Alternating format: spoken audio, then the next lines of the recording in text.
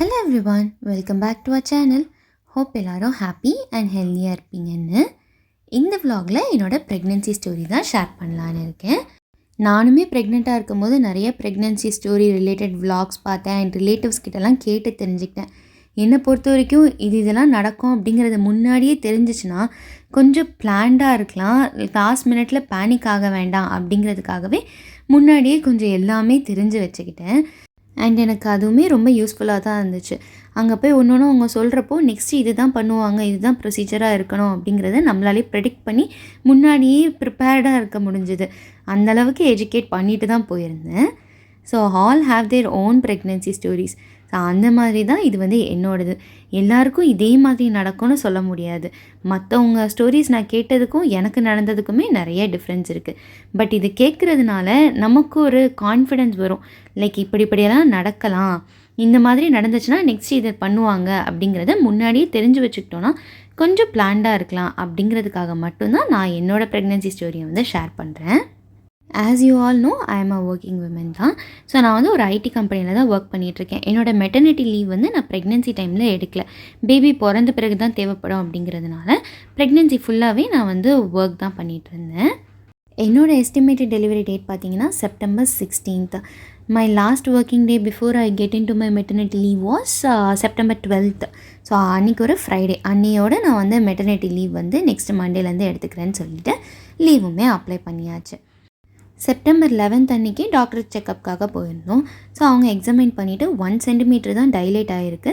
நான் சர்விக்ஸை வேணால் எக்ஸ்பேண்ட் பண்ணி விடுறேன், இன்னொரு 2 daysல மோஸ்ட்லி நார்மல் பெயின் வந்துடும். அப்படி வரல அப்படின்னா நீங்கள் செப்டம்பர் 15th அட்மிட் ஆகிடுங்க ஈவினிங் போல் அப்படின்னு சொல்லி அட்மிஷனுக்கு எல்லாமே எழுதி கொடுத்துட்டாங்க. ஸோ நாங்களும் அதெல்லாம் வாங்கிட்டு வந்தாச்சு. ஒரு ஈவினிங் போல் தான் போயிருந்தோம். So next day September 12th ஆச்சு. எனக்கு ரொம்ப அன்கம்ஃபர்டபுளாகவே தான் இருந்துச்சு. அம்மாட்ட சொல்லிகிட்டே இருந்தேன், என்னமோ ஒரு மாதிரி டிஃப்ரெண்ட்டாக இருக்குமா அப்படின்னு. ஸோ அவங்க வலி வரும் அப்படின்னு சொன்னதுனால நாங்கள் ரிலேட்டிவ்ஸ் கிட்டலாம் பேசினது, நான் vlog பார்த்ததில் என்ன சொல்லியிருந்தாங்கன்னா, விளக்கெண்ணெயில் நாட்டுக்கோழி முட்டை ஊற்றி சாப்பிட்டோம் அப்படின்னா வலியை நல்லா கிளப்பி விடும் அப்படின்னு சொல்லியிருந்தாங்க. ஸோ சரி, ஓகே, எப்படியும் டாக்டர் வேறு வலி வரும்னு சொல்லியிருக்காங்க, நம்ம இன்றைக்கி சாப்பிடுவோம் ஒன்று அப்படின்னு சொல்லி மார்னிங் ஒரு 9 o'clock போல் ஒரு எக் மட்டும் சாப்பிட்டேன் நல்லெண்ணெயில், விளக்கெண்ணெயில். ஆஸ் யூஷுவல் மார்னிங் ரொட்டீன் எல்லாம் முடிச்சுட்டு அப்படியே ஒர்க்குமே ஸ்டார்ட் பண்ணிட்டேன். ஒரு 1 o'clock போல் எனக்கு சரியான பேக் பெயின் இருந்துச்சு. ஆல்ரெடி ப்ரெக்னென்சி டைமில் இந்த உட்காந்தே ஒர்க் பண்ணுறதுனால நல்லாவே எனக்கு பேக் பெயின் வரும். அதனாலவா இருக்கும் அப்படின்னு சொல்லிட்டு நானுமே விட்டுட்டேன். சும்மா நெளிஞ்சிக்கிட்டே இருந்துட்டு அப்படியே விட்டுட்டேன். பட் அதுக்கப்புறம் வீட்டுக்கு வயிறும் வலிக்க ஆரம்பிச்சிச்சு. ஒரு 1 o'clock போல் நல்லா வயிறு வலிக்கிச்சிச்சு. பட் அது எனக்கு ப்ரெக்னென்சி பெயின் மாதிரி தெரியலை. நார்மலாக வயிறு வலிக்குது போல் அப்படின்னு நினச்சிட்டு அம்மாட்ட ஏதோ அப்நார்மலாக இருக்குது, என்னென்னு எனக்கு சொல்ல தெரியல அப்படின்னு சொன்னேன். அம்மா என்ன பண்ணாங்க, இந்த சீரகத்தை கடாயில் வறுத்துட்டு அந்த தண்ணியை கொடுத்தாங்க. ஸோ அந்த மாதிரி பொய் வலியாக இருந்தால் போயிடும் அதை குடித்தோன்னா அப்படின்னு சொல்லி. ஸோ அதுவுமே ஒரு 1 o'clock போல் குடித்தேன். அது குடித்து ஒரு 1/2 hour கழிச்சுமே எனக்கு அந்த வலி ஒன்றுமே குறையலை. அப்புறம் ஒரு 3 o'clock போல் எனக்கு வலி இல்லை. அதுக்கப்புறமேட்டுக்கு சரி, ஓகே, வலி இல்லை, அப்போ சும்மா வந்துட்டு போகுது போல், இனிமேல் வந்துடும் அப்படின்னு சொல்லி எல்லாமே பிளான் பண்ணி, இனிமேல் இப்போ நம்ம ஹாஸ்பிட்டல் கிளம்புற மாதிரி தான் இருக்கும் போல் அப்படின்னு சொல்லி எல்லாமே ரெடி பண்ணி வச்சாச்சு. அதுக்கப்புறம் பார்த்தா எனக்கு 6 o'clock வரைக்கும் வலியெல்லாம் ஒன்றும் வரல, நார்மலாக தான் இருந்தேன். மறுபடியும் 6 o'clock வலி வர ஆரம்பிச்சிச்சு. ஆனால் நார்மலாக நான் பேசிட்டு தான் இருந்தேன் அண்ட் வழக்கம் போல் ஒர்க்கும் பார்த்துட்டு தான் இருந்தேன். ஒன்று என்னால் உட்காரவே முடியல, பேக் பெயின் மட்டும் கொஞ்சம் அதிகமாக இருந்த மாதிரி இருந்துச்சு. ஸோ இந்த வலியோடு இருக்க வேண்டாம், ஹாஸ்பிட்டல் போயிட்டே வந்துடலாம், அப்பப்போ வலி வந்தாலும் பரவாயில்ல அப்படின்னு சொல்லிவிட்டு 10 o'clock போல் தான் ஹஸ்பண்ட் வருவாங்க. அவங்க வந்த பிறகு சாப்பிட்டுட்டு கிளம்புன்னு கூலாக 10 o'clock கிளம்பி ஹாஸ்பிட்டல் போனோம். அப்போவே நாங்கள் கிளம்புறப்பவே நான் சொல்லிட்டு தான் வந்தேன், எனக்கு என்னமோ வலியே இல்லை, நம்ம போயிட்டு மறுபடியும் ரிட்டன் தான் வரப்போகிறோம், லக்கேஜ் எல்லாம் எதுவும் எடுத்துகிட்டுலாம் போக வேண்டாம், நம்ம போய் செக் பண்ணிவிட்டு இன்கேஸ் அட்மிட் ஆக சொன்னாங்கன்னா அதுக்கப்புறம் லக்கேஜ் எல்லாம் எடுத்துக்கலாம் அப்படின்னு சொல்லிட்டு நார்மலாக ஃபைல்ஸ் மட்டும்தான் எடுத்துகிட்டு போனோம். போனால் எமர்ஜென்சி வார்டில் தான் போக சொன்னாங்க. பிகாஸ் 8 o'clock வரைக்கும் ப்ரெக்னென்சி வார்டு முடிஞ்சிடும், அதுக்கப்புறம் எமர்ஜென்சிக்கு தான் போகணும். அங்கே போனால் அதே மாதிரி டாக்டர் செக் பண்ணி பார்த்துட்டு சேம் 1 cm தாம்மா டைலேட் ஆகியிருக்கு, இருந்தாலும் கான்ட்ராக்ஷன் செக் பண்ணி பார்க்குறோம் அப்படின்னு சொல்லிட்டு கான்ட்ராக்ஷன்ஸ் செக் பண்ணி பார்த்தாங்க. ஸோ மானிட்டரில் பார்த்தா எனக்கு பெயின் வந்திருக்கு. ஸோ அப்போவுமே எனக்கு பெயின் இருந்துச்சு. அவங்க கான்ட்ராக்ஷன்ஸ் செக் பண்ணுறப்போ ப்ரெக்னென்சி பெயின் வந்துருச்சு, ஸோ நீங்கள் இப்போவே அட்மிட் ஆகிடுங்க அப்படின்னு சொல்லிட்டாங்க. பட் எனக்கு டியூரேஷன் பார்த்தீங்கன்னா, ரொம்ப நேரத்துக்கு ஒரு கதனை வந்துச்சு. ஸோ, நாங்க வீட்டுக்கு போயிட்டு இன்கேஸ் நல்ல பெயின் வந்துச்சுன்னா ஹாஸ்பிட்டல் வரோம் அப்படின்னு சொல்லி பார்த்தோம். பட் அது வந்து அட்வைசபிள் இல்ல. திடீர்னு உங்களுக்கு ரொம்ப அதிகமா கூட வரலாம். அதனால இங்கேயே நீங்க அட்மிட் ஆயிடுங்க அப்படின்னு சொல்லிட்டாங்க. ஸோ, நாங்க வந்து சரி ஓகே அப்படின்னு சொல்லி அன்னைக்கே வந்து அட்மிட் ஆயிட்டோம். எல்லா ப்ரொசீஜரையும் முடிச்சு எங்களுக்கு ரூம் கிடைக்கிறதுக்கே அரவுண்ட் ஒரு 12:00 ஆயிடுச்சு. அப்போ என்ன சொன்னாங்கன்னா, ஒரு 4 ஹார்ஸ் ஒன்ஸ் வந்து பேபியோட heart beat and contractions check பண்ணுவோம். ஸோ நெக்ஸ்ட் வந்து 4:00 வந்து உங்களுக்கு செக் பண்ணுவாங்க. நீங்கள் அதுக்குள்ளே வந்து தூங்கிடுங்க. இப்போ பெயின் இல்லைன்னா நீங்கள் தூங்கிடுங்க. ஏன்னா அதுக்கப்புறம் ரொம்ப டயர்ட் ஆகிடும், தூங்க முடியாது அப்படின்னு அட்வைஸ் பண்ணியிருந்தாங்க. ஸோ எனக்குமே அப்போ வந்து பெயின் 2 ஹார்ஸ் ஒன்ஸ் தான் வர மாதிரி இருந்துச்சு. ஸோ நல்லா தூங்கிடலான்ட்டு தூங்கியாச்சு. ஒரு 4:00 போல் வந்து அதே மாதிரி கான்ட்ராக்ஷன்ஸ் செக் பண்ணாங்க. பேபி வந்து தூங்கிக்கிட்டு இருக்கு, ஏதாவது பண்ணுங்க எழுந்திரிக்கிறதுக்கு அப்படின்னாங்க. ஸோ யூஸ்வலாக வந்து ஸ்வீட்டாக ஏதாவது சாப்பிட்டோன்னா தான் பேபி வந்து ஏதாவது ஆக்டிவாக ஏதாவது ரியாக்ஷன் கொடுக்கும்.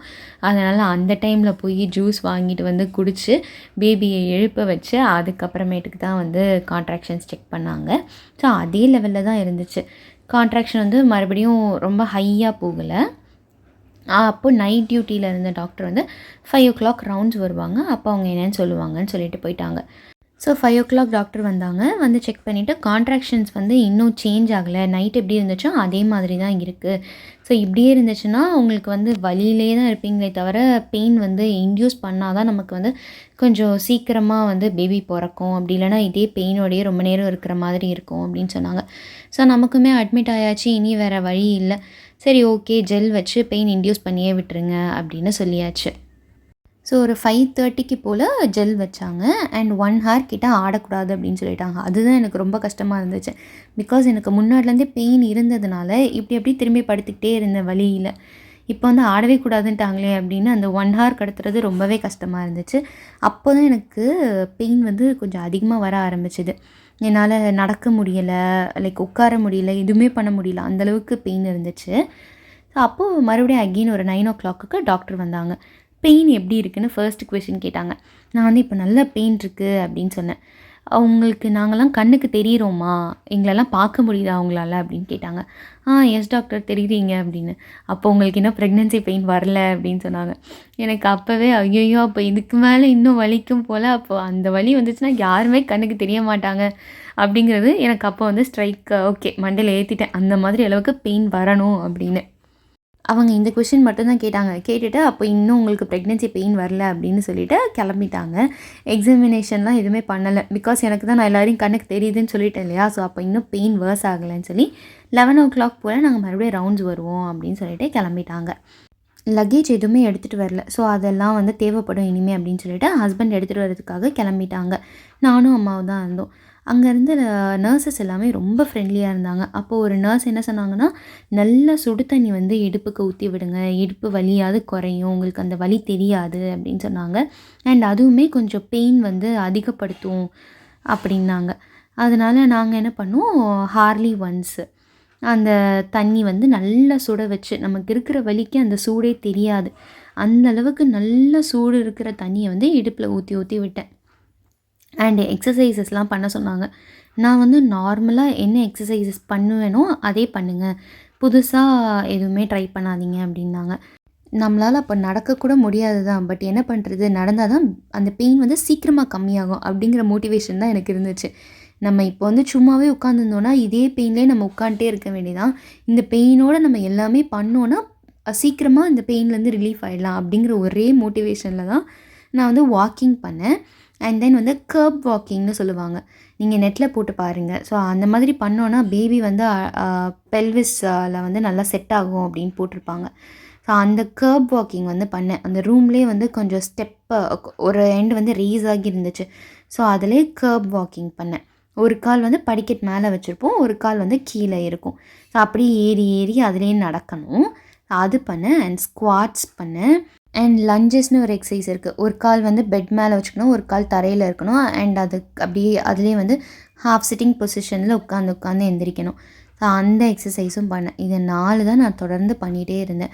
ஒரு 15 மினிட்ஸ் பண்ணுவேன், 15 மினிட்ஸ் போய் படுப்பேன், மறுபடியும் 15 மினிட்ஸ் பண்ணேன். இதே மாதிரி பண்ணிகிட்டு இருந்தேன். இந்த பாயிண்ட்டில் நான் சொல்ல விரும்புகிறது ஒன்றே ஒன்று தான். வலிக்கும். நிறைய பேருக்கு வலிக்காமலேயும் ப்ரெக்னென்சி எல்லாம் சக்ஸஸ்ஃபுல்லாக நார்மல் டெலிவரி ஆகிருக்கு. பட் முக்கால்வாசி பேருக்கு வலிக்கும்னே வைங்களேன். கண்டிப்பாக வலிக்க தான் செய்யுங்கிறத மைண்டில் ஏற்றிக்கோங்க. அண்ட் வலிச்சாலுமே நம்ம இந்த மாதிரி எக்ஸசைசஸ்லாம் பண்ணணும் வலிக்கிறப்போ. அப்போ தான் நமக்கு இந்த பெயின் வந்து கொஞ்சம் சீக்கிரம் கம்மியாகும் அப்படிங்கிற ஒரு மோட்டிவேஷனை மண்டையில் ஏற்றிக்கோங்க. ஸோ தட் அந்த பெயின்லேயுமே பேபியை பார்க்கணும் அப்படிங்கிற ஒரு வெறியோடு இருந்தோம் அப்படின்னா நமக்கு கண்டிப்பாக வந்து பெயின் வந்து நல்லாவே இன்டியூஸ் ஆகி நார்மல் டெலிவரியே ஆகும். ஸோ எனக்கு இந்த 9 to 11 எப்படி போச்சுன்னே எனக்கு தெரியல. பிகாஸ் இந்த மாதிரி தண்ணி ஊற்றிட்டே இருந்தோம் அண்ட் எக்ஸசைஸ் பண்ணேன். அப்புறம் 15 மினிட்ஸ் ரெஸ்ட் எடுப்பேன். ஸோ டக்குன்னு ஓடிடுச்சு அந்த டைமிங்கு. அப்புறம் 11 o'clock வந்து டாக்டர் அதே மாதிரி வந்தாங்க எக்ஸாமைன் பண்ணுறதுக்கு. அப்போ எனக்கு வந்து நல்லாவே வலி இருந்துச்சு. பட் அப்போவுமே எனக்கு டாக்டர்ஸ்லாம் கண்ணுக்கு தெரிஞ்சாங்க. அதனால போச்சு இப்போவும் அதே தான் சொல்ல போகிறாங்க அப்படிங்கிறது என் மண்டைக்குள்ளே ஓடிட்டே தான் இருந்துச்சு. ஸோ அதே மாதிரி 4 hours ஒன்ஸ் வந்து பேபியோட ஹார்ட் பீட் அண்ட் நம்மளோட கான்ட்ராக்ஷன்லாம் செக் பண்ணிகிட்டே தான் இருந்தாங்க. அதில் செக் பண்ணுறப்போ என்ன சொன்னாங்கன்னா, உங்களுக்கு பெயின் வருது, பீக்குக்கு பெயின் போகுது. பட் அது லாஸ்ட் ஆகிறது டியூரேஷன் பார்த்தீங்கன்னா 40 seconds to 50 தான் இருக்குது. அதுக்கப்புறம் உங்களுக்கு 20 seconds பெயின் வரல. அந்த மாதிரி இருந்துச்சுன்னா இன்னும் கொஞ்சம் எக்ஸ்டெண்ட் ஆகணும் அந்த பெயினோட டியூரேஷன் அப்படின்னு சொல்லிட்டாங்க. அதுக்கப்புறம் டாக்டர் வந்து எக்ஸாமைன் பண்ணி செக் பண்ணுறப்போ என்ன ஆகிடுச்சுன்னா, பனிக்கூட உடஞ்சிருச்சு. அம்னியாட்டிக் ஃப்ளூயிட் வந்து லீக் ஆகிடுச்சு. அப்புறம் எனக்கு வந்து பெயினே வந்து டிஃப்ரெண்ட்டாக ஃபீல் ஆக ஆரம்பிச்சிச்சு. முன்னாடியெல்லாம் எனக்கு வந்து வயிறை சுற்றி வலிச்சிச்சு. அதுக்கப்புறம் அந்த அம்னியாட்டிக் ஃப்ளூயிட் லீக் ஆன பிறகு பேபி இறங்கிட்டாங்க கீழே அப்படிங்கிறதோட ஃபீல் வந்து அவ்வளோ நல்லா தெரிஞ்சது. எனக்கு அப்போ ஆரம்பித்தது தான் ப்ரெக்னென்சி பெயின். ஸோ ஃப்ளூவிட்லாம் பிரேக் ஆன பிறகு இன்ஜெக்ஷன் போட்டாங்க. பிகாஸ் பேபிக்கு எதுவும் இன்ஃபெக்ட் ஆகிடக்கூடாது அப்படிங்கிறதுனால. நான் போனப்பவே அந்த நர்ஸக்கார்ட்ட சொல்லிட்டேன், எனக்கு வந்து நீங்கள் என்ன போடுறதா இருந்தாலும் எனக்கு முன்னாடியே சொல்லிவிடுங்க. பிகாஸ் எனக்கு வந்து பிளட் டெஸ்ட் எடுக்கிறதுனாலே ரொம்ப பயம். நீங்கள் ஏதாவது இன்ஜெக்ஷன் சொல்லாமல் போட்டிங்கன்னா வலி ரொம்ப எடுக்கும் எனக்கு கத்திடுவேன் அப்படின்னு. அதனால் அந்த அக்கா ஸ்வீட்டாக போடுறப்போ வந்து நான் ப்ரிஸ்ட்டில் தான் இன்ஜெக்ஷன் போட போகிறேன், பெயினாக தான் இருக்கும், கொஞ்சம் பொறுத்துக்கோங்க அப்படின்னாங்க. பட் எனக்கு அந்த ப்ரெக்னென்சி பெயினில் அவங்க என்ன சொன்னாங்கன்னு கூட தெரியல. பட் வலிக்கும் ப்ரிஸ்ட்டில் போட போகிறாங்க அப்படிங்கிறதுனால அதை வந்து ஆட்டாமல் காமிச்சிட்டு இருந்தேன். அந்த ஃப்ளூவிட் லீக் ஆகி அவங்க இன்ஜெக்ஷன் போட்ட உடனே ஒரு சைடில் வாமிட்டு. அந்த டைமில் வந்து ஹஸ்பண்ட் எடுத்துகிட்டு வந்த பேக்கேஜில் எனக்கு மாற்றுறதுக்கு ட்ரெஸ் இல்லை.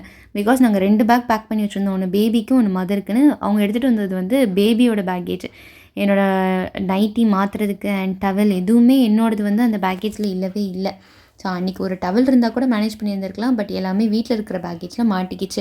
பேபி திங்ஸ் மட்டும் கரெக்டாக வந்துருச்சு. பேபி வரதுக்கு முன்னாடி ஒரு 12 o'clock போல் மறுபடியும் கான்ட்ராக்ஷன்ஸ் செக் பண்ண வந்தாங்க. 20 minutes கிட்ட அந்த கான்ட்ராக்ஷன்ஸ் வந்து செக் பண்ணுவாங்க. நம்ம ஆடாமல் இருந்தால் தான் வந்து கான்ட்ராக்ஷன் கரெக்டாக நமக்கு அந்த கிராஃபில் விழுகும்னு சொல்லுவாங்க. பட் அந்த பெயினில் என்னால் ஆடாமலாம் இருக்கவே முடியல. இப்படி திரும்பினேன் அப்படி திரும்பினேன்.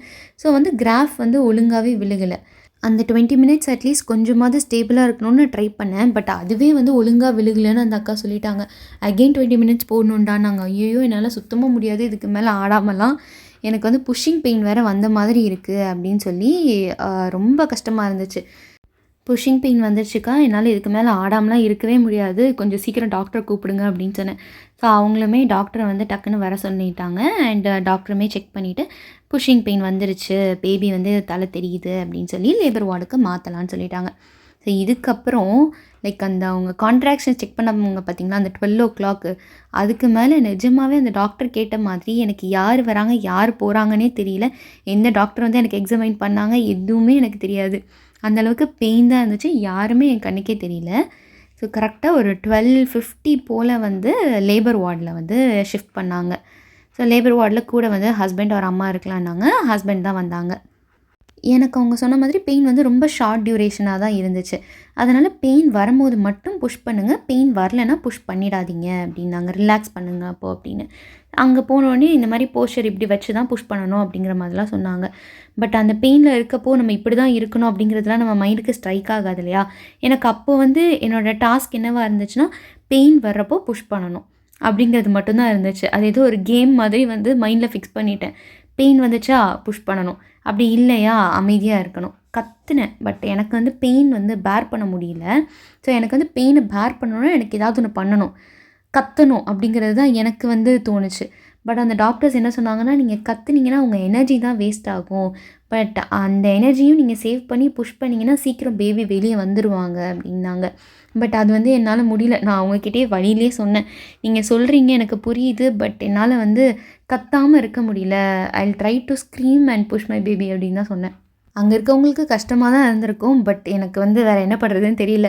எனக்கு டெலிவரி ஆன பிறகு நான் எல்லார்கிட்டையும் சாரி தான் கேட்டுட்டு இருந்தேன், கத்துனதுக்கு சாரி அப்படின்னு. ஹஸ்பண்ட் கையில் எனக்கு ரொம்ப பிடிச்ச வாட்டர்மெலான் ஜூஸ் எல்லாம் வாங்கி வச்சு கத்துறது முடிஞ்சோடனே ஜூஸ் குடின்னுட்டு இருந்தாங்க. பட் நமக்கு வந்து அப்போ குடிக்க தோணலை. ஆனால் அவங்க டாக்டர்ஸ்லாம் என்ன சொன்னாங்கன்னா, கொஞ்சம் எனர்ஜி கம்மியாயிடும், நீங்கள் ஜூஸ் குடிச்சுக்கோங்க அப்படின்னு சொன்னாங்க. ஸோ ஒவ்வொரு சிப்பு ஒரு தடவை புஷ் பண்ணுவேன், வரலையா ஜூஸ் குடிப்பேன், மறுபடியும் புஷ் பண்ணுவேன், ஜூஸ் குடிப்பேன், இதே மாதிரியே பண்ணிகிட்டு இருந்தேன். 12:50க்கு லேபர் வார்டுக்கு போனேன். எனக்கு வந்து 1:30 வரைக்குமே வந்து இந்த மாதிரியே தான் பண்ணிகிட்டே இருந்தேன்.